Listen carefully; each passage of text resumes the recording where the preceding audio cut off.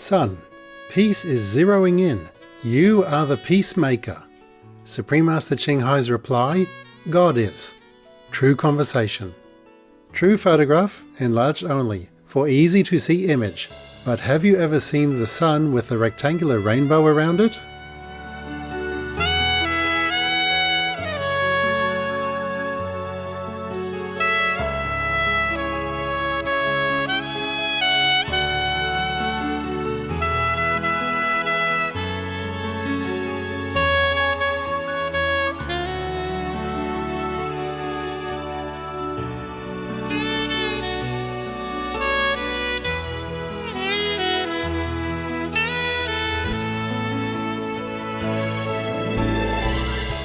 Son, you are a noble being.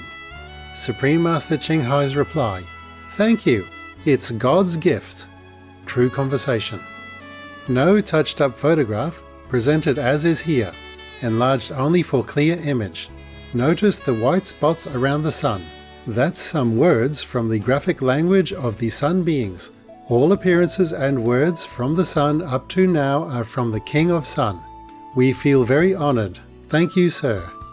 Photography and caption notes by Supreme Master Ching Hai. Vegan, May 9th, 2026.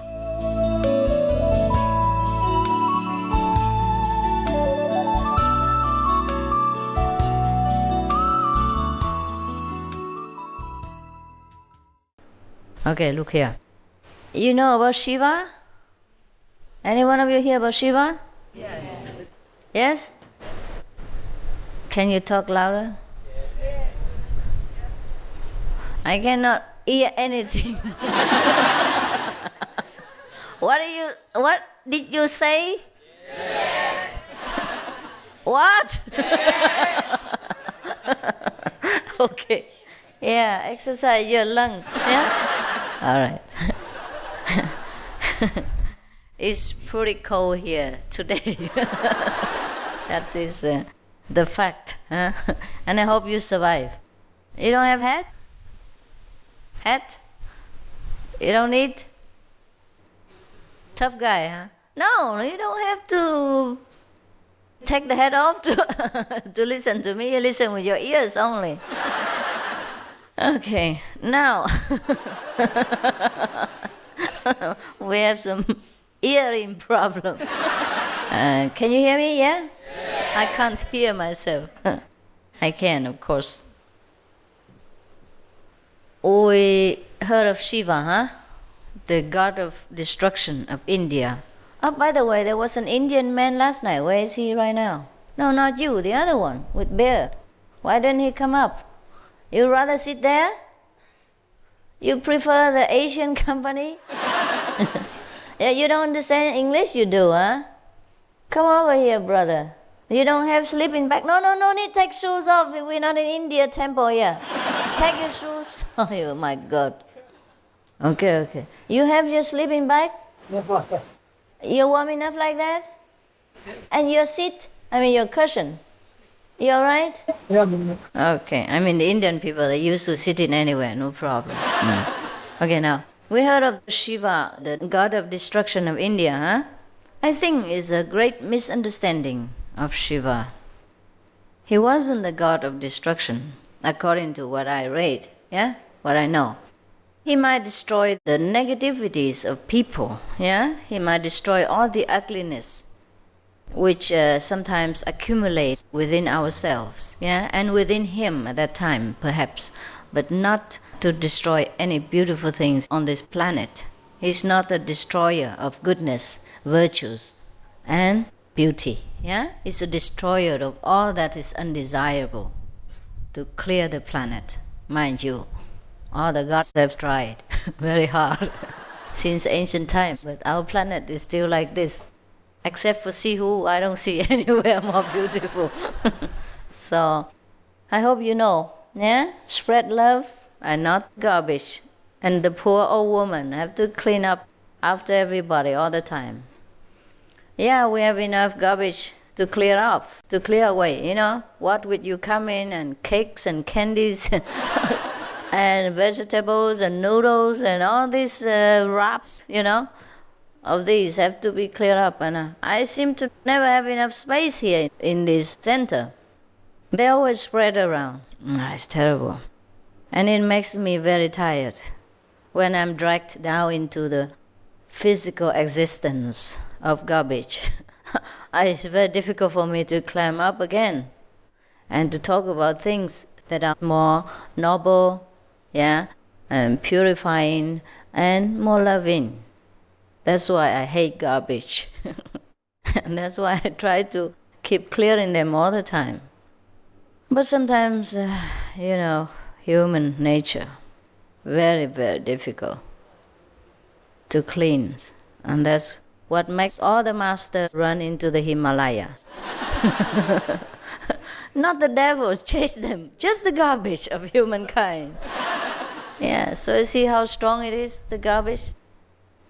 The visible garbage is that strong already, not to talk about the invisible garbage that we like to keep in all the storerooms of our heart and the body parts. Okay, so forget about the garbage. Now let's talk about something else better. I hope so. Omitofo, bless me. Bless me. Bless me harder so that I have the inspiration and wisdom and courage to continue to live in this world and to do your job that you don't want to do. Okay, it's a deal? Shiva has a consort, I don't know what this consort means to you. It means nothing to me. I don't have one. Perhaps it's a companion, huh? Or wife?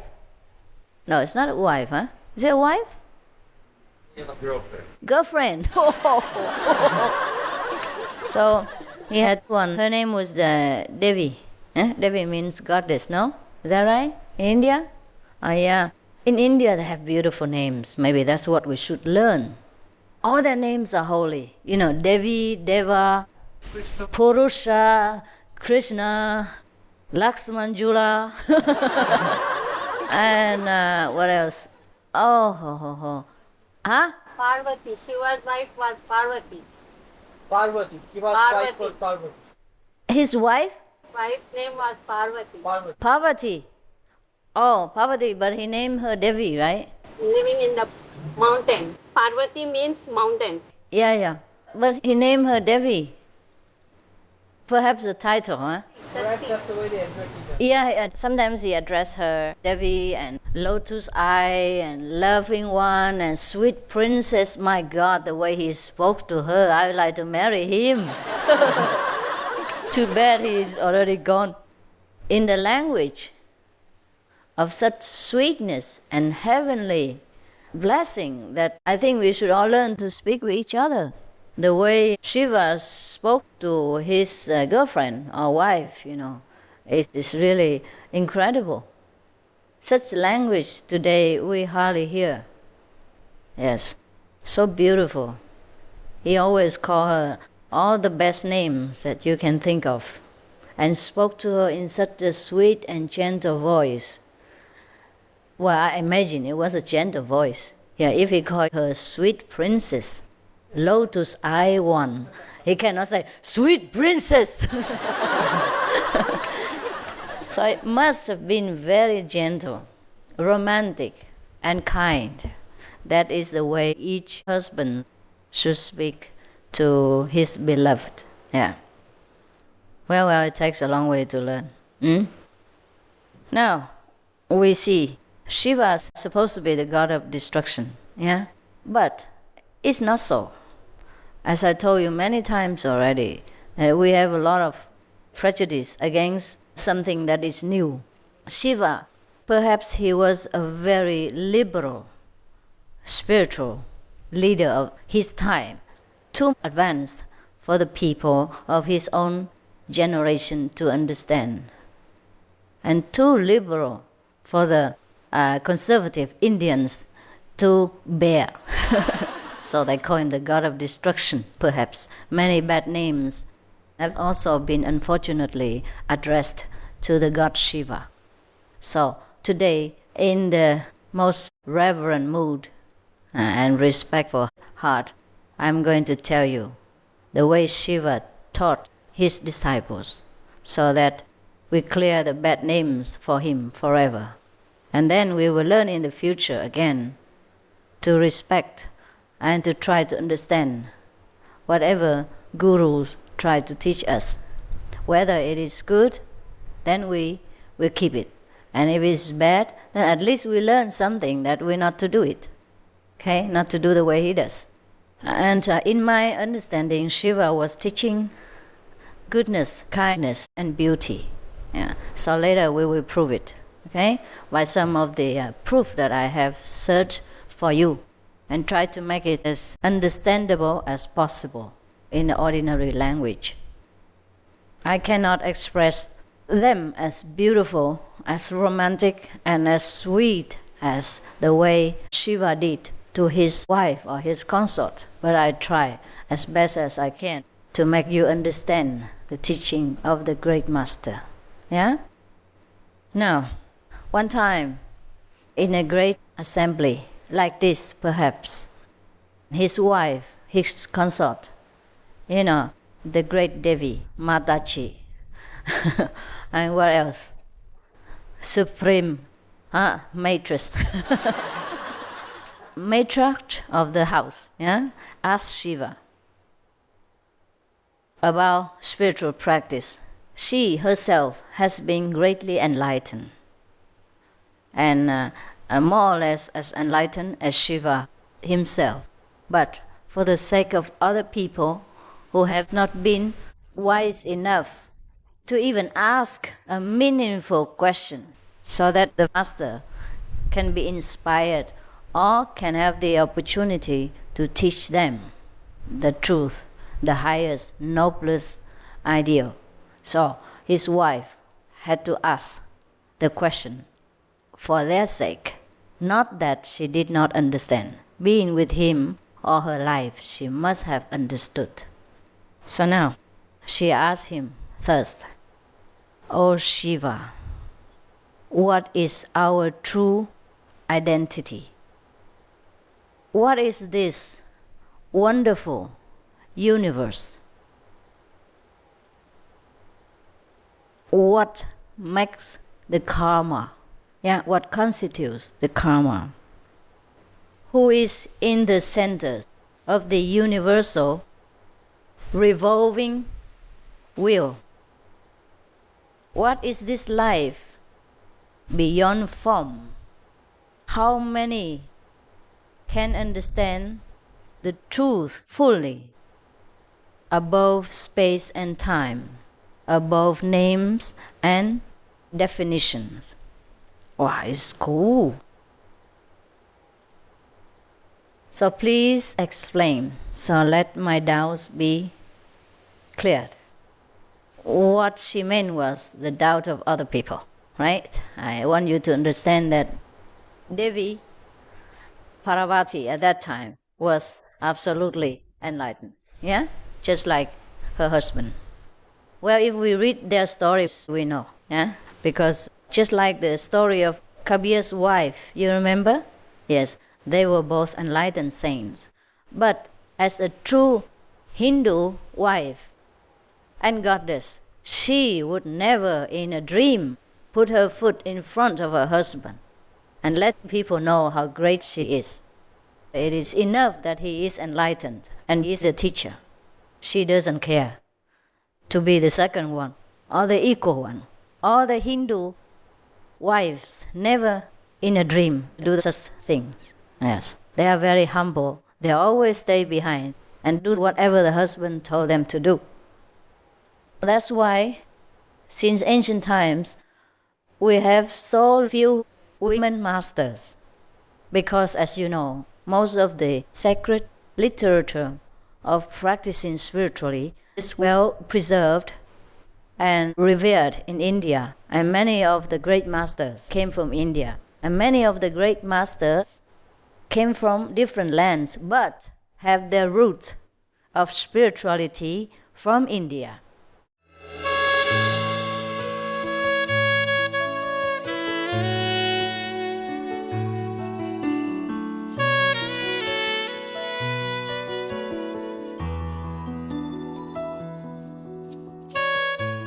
Son, peace is zeroing in. You are the peacemaker. Supreme Master Ching Hai's reply, God is. True conversation. True photograph, enlarged only, for easy to see image. But have you ever seen the sun with the rectangular rainbow around it?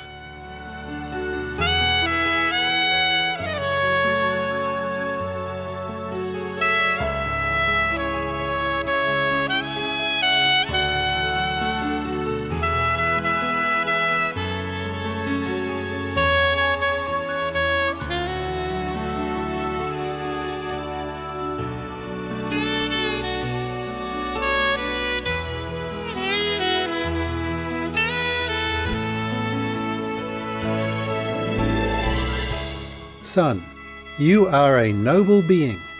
Supreme Master Ching Hai's reply, thank you, it's God's gift. True conversation.